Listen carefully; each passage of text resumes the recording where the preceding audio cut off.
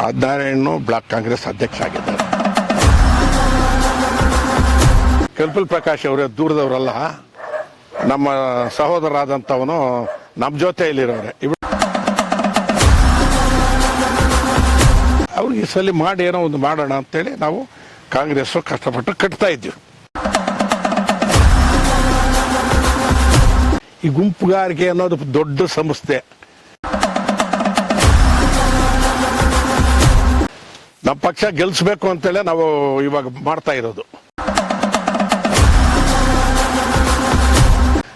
JDS ಅವರು ಗೆದ್ದಿದ್ದಾರೆ ಸದ್ಯಕ್ಕೆ. ಇವಾಗ ಮತ್ತೆ ನಾವೇ ಗೆಲ್ತೀವಿ ಅಂತ ಅವ್ರು ಹೇಳ್ಕೊಡೋದು, ಹೇಳ್ಬೇಕಾದ ವಿಚಾರನ ಅಷ್ಟೇ.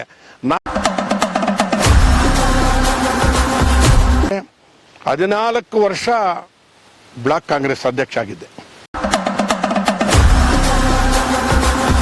ನಾವು ಗೆಲ್ತೀವಿ ಅಂತ ನಾವು ಪ್ರಾಮಾಣಿಕವಾಗಿ ಕೆಲಸ ಮಾಡ್ತಾ ಇದ್ದೀವಿ. ನಮ್ಮವರೆಲ್ಲ ಕಷ್ಟಪಟ್ಟು ಒಂದಾಗ್ತಾರೆ, ಅದರಲ್ಲಿ ಎರಡನೇ ಮಾತಿಲ್ಲ. ಇಲ್ಲ ಸಿ ವಿ ಗೋಪಾಲ್ ಇರ್ತಾರೆ ಜೊತೆ.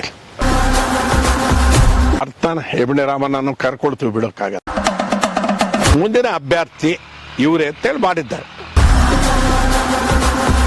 ನಮ್ಮ ಕೊತ್ತೂರು ಮಂಜು ಇದ್ರು, ನಮ್ಮ ನಾರಾಯಣ ಇದ್ರು, ಶಿವಣ್ಣ ಎಲ್ಲರೂ ಇದ್ರು. ಹೇಳಿದೆ, ನಾನು ಗ್ರಾಮ ಪಂಚಾಯತಿಯಿಂದ ಹಿಡಿದು ಜಿಲ್ಲಾ ಪಂಚಾಯತ್ ತಾಲೂಕಿನಲ್ಲಿ ಯಾವುದಕ್ಕೂ ಅಪ್ಲಿಕೇಶನ್ ಹಾಕೋಲ್ಲ.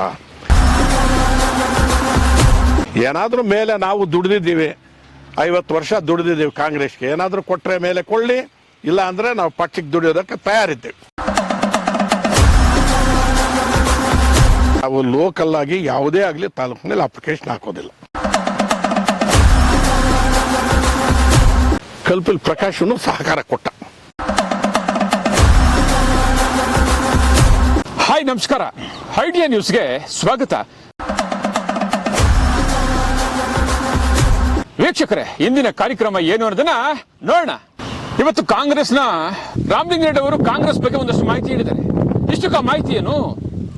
ಕಾಂಗ್ರೆಸ್ನ ಇವಾಗ ಪ್ರಭಾವಿ ನಾಯಕರುಗಳು ಸುಮಾರು ಜನ ಇದ್ದಾರೆ, ಆದ್ರೆ ಅವ್ರ ಬಗ್ಗೆ ಏನ್ ಹೇಳಿದ್ರು?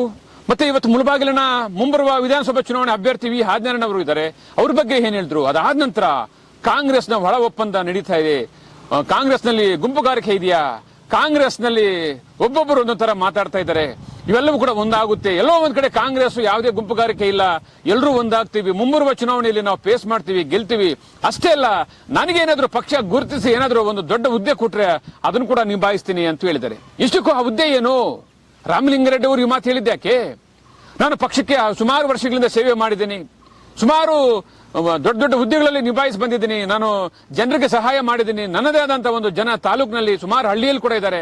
ಆದ್ರೆ ಕಾಂಗ್ರೆಸ್ ಪಕ್ಷ ಗುರುತಿಸಿ ನನಗೇನಾದ್ರೂ ದೊಡ್ಡದಾಗಿ ಒಂದು ಹುದ್ದೆ ಕೊಟ್ರೆ ಮಾಡ್ತೀನಿ ಅಂತ ಕೂಡ ಹೇಳಿದ್ದಾರೆ. ಇಷ್ಟಕ್ಕೂ ಆ ಹುದ್ದೆ ಏನು?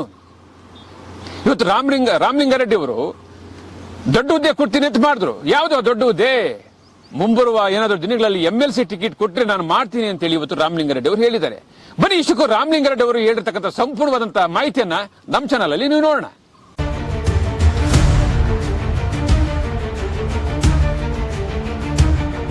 ವೀಕ್ಷಕರ, ನಮ್ಮ ಚಾನಲ್ ಅನ್ನ ನೀವು ಸಬ್ಸ್ಕ್ರೈಬ್ ಮಾಡಲಿಲ್ಲ ಅಂದ್ರೆ ಈಗಲೇ ಸಬ್ಸ್ಕ್ರೈಬ್ ಮಾಡಿ, ಬೆಲ್ ಬಟನ್ ಒತ್ತಿ ಮುಳುಬಾಗಿಲಿನ ಇಂಚಿಂಚು ಸುದ್ದಿಗಳನ್ನ ನೋಡಬಹುದು.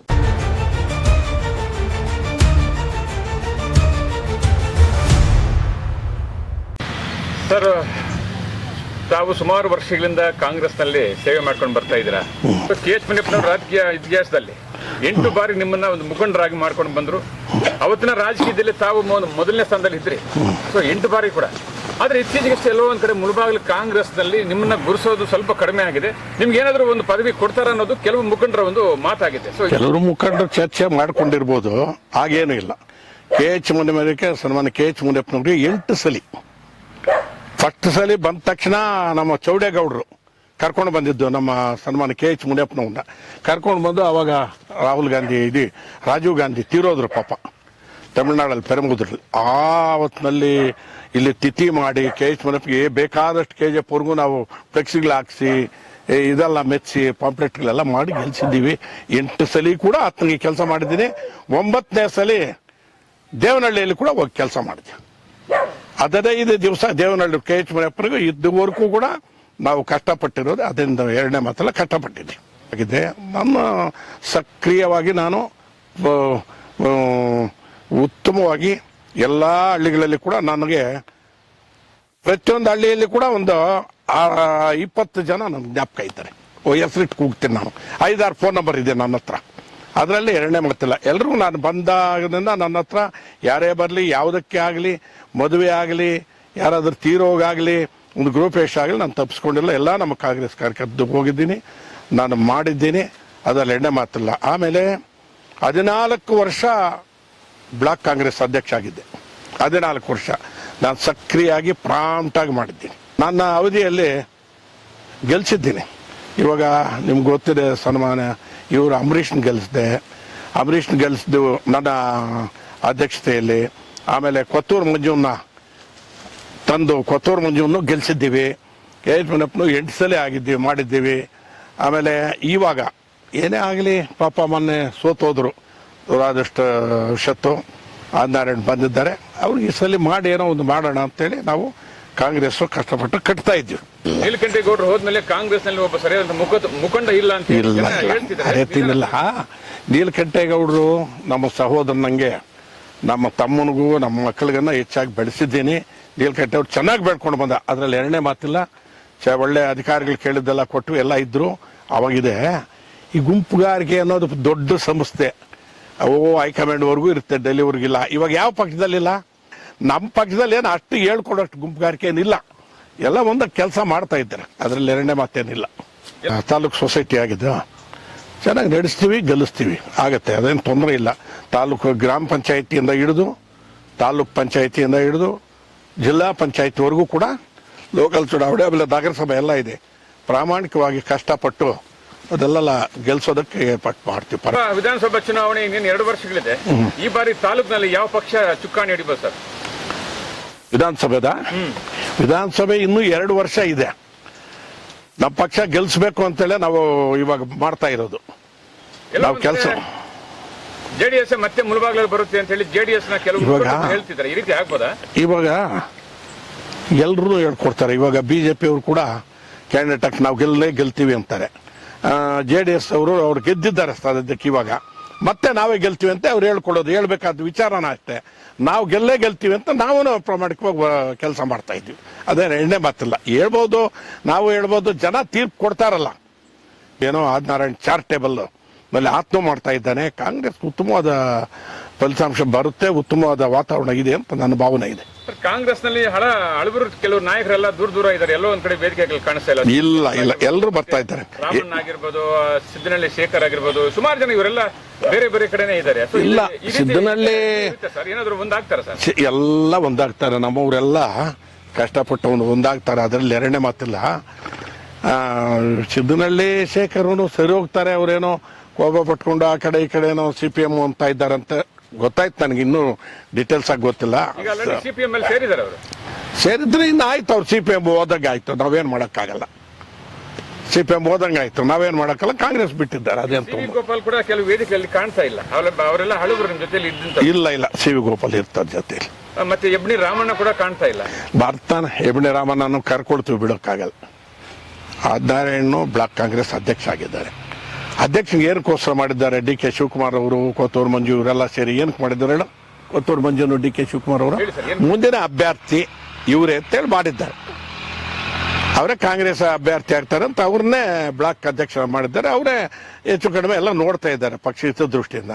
ಅದರಿಂದ ಅವರೇ ಇದಾಗ್ತಾರೆ, ಏನು ತೊಂದರೆ ಇಲ್ಲ. ಸರ್, ಕಾಂಗ್ರೆಸ್ ನಲ್ಲಿ ನೀವೆಲ್ಲ ಸುಮಾರು ವರ್ಷದಿಂದ ಸೇವೆ ಮಾಡ್ಕೊಂಡ್ ಬರ್ತಾ ಇದ್ದಾರೆ. ಹೌದು. ಇತ್ತೀಚೆಗೆ ಜನರು ಎಲ್ಲೋ ಒಂದ್ ಕಡೆ ರಾಮಲಿಂಗಾರೆಡ್ಡಿ ಅವರು ಮುಂಬರುವ ZP ಚುನಾವಣೆಯಲ್ಲಿ ನಿಲ್ತಾರೆ ಅಂತ ಹೇಳ್ತಿದ್ದಾರೆ. ಆಗ್ಬೋದಾ? ಇಲ್ಲವೇ ಇಲ್ಲ. ನಮ್ಮ ಕೊತ್ತೂರು ಮಂಜು ಇದ್ರು, ನಮ್ಮ ಆದಿನಾರಾಯಣ್ ಇದ್ರು, ಶಿವಣ್ಣ ಎಲ್ಲರೂ ಇದ್ರು. ಹೇಳಿದೆ, ನಾನು ಗ್ರಾಮ ಪಂಚಾಯತಿಯಿಂದ ಹಿಡಿದು ಜಿಲ್ಲಾ ಪಂಚಾಯತ್ ತಾಲೂಕಿನಲ್ಲಿ ಯಾವುದಕ್ಕೂ ಅಪ್ಲಿಕೇಶನ್ ಹಾಕೋಲ್ಲ. ಏನಾದ್ರೂ ಮೇಲೆ ನಾವು ದುಡಿದಿದ್ದೀವಿ, 50 ವರ್ಷ ದುಡಿದಿದ್ದೀವಿ ಕಾಂಗ್ರೆಸ್ಗೆ. ಏನಾದ್ರೂ ಕೊಟ್ರೆ ಮೇಲೆ ಕೊಳ್ಳಿ, ಇಲ್ಲ ಅಂದ್ರೆ ನಾವು ಪಕ್ಷಕ್ಕೆ ದುಡಿಯೋದಕ್ಕೆ ತಯಾರಿದ್ದೇವೆ. ಏನೂ ಇಲ್ಲ, ಎರಡನೇ ಮಾತಿಲ್ಲ. ಕೊಟ್ರೆ ಏನಾದ್ರು ಮೇಲೆ ಕೊಳ್ಳಿ ಅಂದ್ರಲ್ಲ, ಮೇಲೆ ಅಂದ್ರೆ ಏನಕ್ಕೆ ನೀವು ಪ್ಲಾನ್ ಹಾಕಿದ್ದೀರಾ ಅಂತ? ಏನಕ್ಕಿಲ್ಲ, ಏನಾದ್ರು ಬೋರ್ಡ್ ಚೇರ್ಮನ್, MLC ಯಾವ್ದಾದ್ರು ಕೊಡ್ಲಿ ಅಂತ ಅದಕ್ಕೆ ಹೋಗೋಣ. ಸುಮ್ಮನೆ ಇಲ್ಲಿ ಇದಕ್ಕೆ ಬರಲ್ಲ ಯಾವುದಕ್ಕೂ. ಮುಂಬರುವ ವಿಧಾನಸಭೆಯಲ್ಲಿ ಕಾಂಗ್ರೆಸ್ ಏನಾದ್ರು ಗೆದ್ದಾಗ ನಿಮ್ಗೆ ಏನಾದ್ರು MLC ಟಿಕೆಟ್ ಕೊಟ್ಟಾಗ ನೀವು ರೆಡಿ ಇದ್ದೀರಾ ಅಂತ ನಾವು ಬೇಕು ಅಂತ ನಾನು ಹೇಳಿದ್ದೇನಲ್ಲ. ಅಂತ ಸರ್ಕಾರ ನಮ್ದು ಬಂದು ನಮ್ಮ MLA ಗೆದ್ದು ಎಲ್ಲ ಆದ್ರೆ ನಾವು ತಯಾರೇ, ನಾವು ಕೇಳ್ತೀವಿ. ಅದಕ್ಕೇನು ಎರಡೇ ಮಾತಿಲ್ಲ. ದುಡಿದಿರ್ತೀವಿ, ಕೇಳ್ತೀವಿ. ನಾವು 50 ವರ್ಷ ಇನ್ನೊಂದು ಪ್ರಶ್ನೆ ಕಾಡ್ತಾ ಇದೆ. ಇಡೀ ಮುಳಬಾಗಿಲಿನಲ್ಲಿ 2 ರಾಜಕೀಯ ಜನರಲ್ ಕೂಡ ಕೊಟ್ರ ಪ್ರಕಾಶ್ ಅವರು ಮೊನ್ನೆ ಕಳೆದ ಚುನಾವಣೆಯಲ್ಲಿ ಜೆಡಿಎಸ್ಗೆ ಸಪೋರ್ಟ್ ಮಾಡಿದ್ರು. ಈ ಬಾರಿ ಕಲ್ಪಲ್ ಪ್ರಕಾಶ್ ಹೆಸರು ಕಾಂಗ್ರೆಸ್ನ ಪ್ರಮುಖ ನಾಯಕರ ಬಾಯಲ್ಲಿ ಸಿಕ್ಕಾಪಟ್ಟಿ ಬರ್ತಾ ಇದೆ. ಇವ್ರೇನಾದ್ರೂ ಮುಂದೆ ಕಾಂಗ್ರೆಸ್ಗೆ ಸೇರ್ಪಡೆ ಆಗ್ತಾರೆ? ಸೇರ್ಪಡೆ ಆಗೋದು ನನಗೆ ಗೊತ್ತಿಲ್ಲ. ಮೊದಲು ನಮ್ಮ ಜೊತೆಯಲ್ಲಿ ಇದ್ದವ್ರೆ ಕಲ್ಪಲ್ ಪ್ರಕಾಶ್ ಅವರೇ, ದೂರದವರಲ್ಲ, ನಮ್ಮ ಸಹೋದರ ಆದಂಥವನು ನಮ್ಮ ಜೊತೆಯಲ್ಲಿರೋರೆ. ಇವಳು ಮೊದಲು ಇದಕ್ಕೆ ಕೊತ್ತೂರು ಮಂಜುಗೆ ಮಾಡಬೇಕಾದಾಗ ನಾವೇ ಹೋಗಿ ಕರ್ಕೊಂಡು ಬಂದು ಮಾಡಿದ್ರು. ಆಮೇಲೆ ಜೆಡ್ಪಿಯಲ್ಲಿದ್ದರು, ತಾಲೂಕು ಸಂಸ್ಥೆಯಲ್ಲಿದ್ದರು, ಮುನ್ಸಿಪಲ್ ಎಲ್ಲ ಇದ್ದರು. ಅವರೇನೋ ದೂರ ಹೋಗಿಲ್ಲ. ಮೊನ್ನೆ ಅವ್ರಿಗೇನೋ ಒಂದು ಇಷ್ಟ ಆಯಿತು, ಸಮೃದ್ಧಿ ಮಂಜುನಾಥ್ಗೆ JDS ಮಾಡಿದ್ರು. ಇನ್ನು ಮುಂದಕ್ಕೆ ನೋಡೋಣ ಅವರು ಏನು ತೀರ್ಮಾನ ತಗೊಳ್ತಾರೆ, ಅದು ಅವ್ರಿಗೆ ಬಿಟ್ಟಿದ್ದು. ಅವ್ರ ಪಾಪ ನಮ್ಮ ಜೊತೆಯಲ್ಲಿ ನೀವೇ ಒಂದು ಸುಮಾರು 4-5 ಕಾರ್ಯಕ್ರಮಗಳಲ್ಲಿ ಅವರ ಹೆಸರು ಹೇಳಿದ್ರಿ, ಮತ್ತೊಬ್ರು ಹೇಳ್ಕೊಂಡು ಬರ್ತಾ ಇದ್ದಾರೆ.